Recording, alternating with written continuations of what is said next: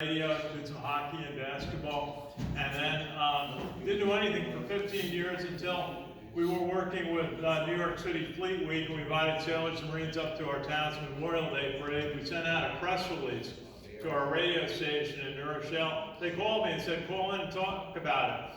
And then afterwards, call in and tell us how it went. So it ended up getting us a radio station, WVOX in New Rochelle.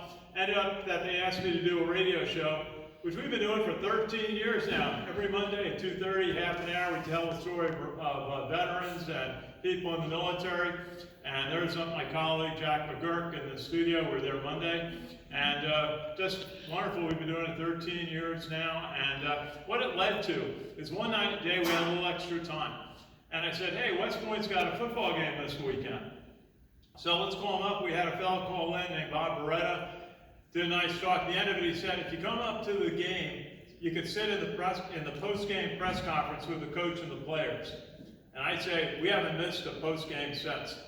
It's been the best thing working with Army football. And one of the things we learned with that quarterback, Trent Steelman, one day one of my reporting colleagues was doing an interview, and he held his mobile phone up to take video of the quarterback.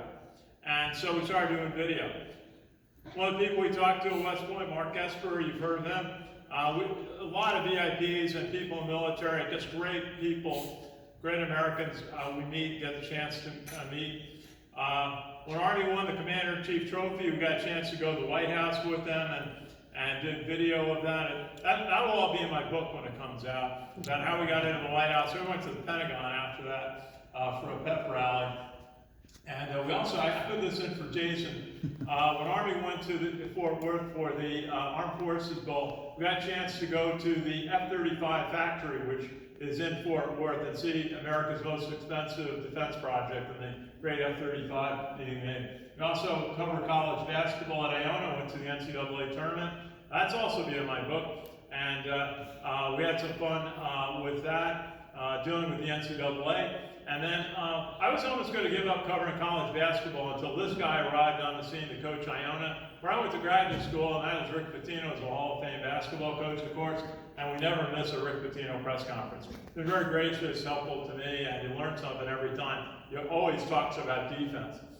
Then we covered the Army-Navy game, and there was a media day just before it, and talked to the players. We got to talk to the Navy players too, great guys too. And one thing happened, we talked to the sponsor of the game, which is USAA, that this fellow, John Byrd, Admiral John Byrd.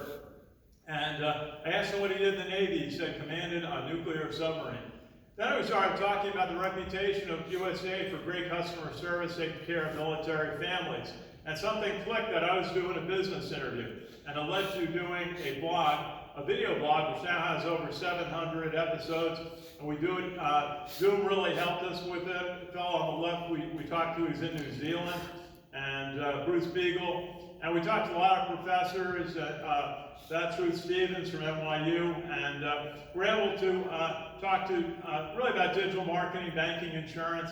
But it's really been a way for us to build friends for the company and to enlarge our network. We get to feature our teammates at CBSI, Pete Alster, who gave a roundtable today. And so we get to tell the story of our company and through all the blogs. But most importantly, we learn from the people we talk to.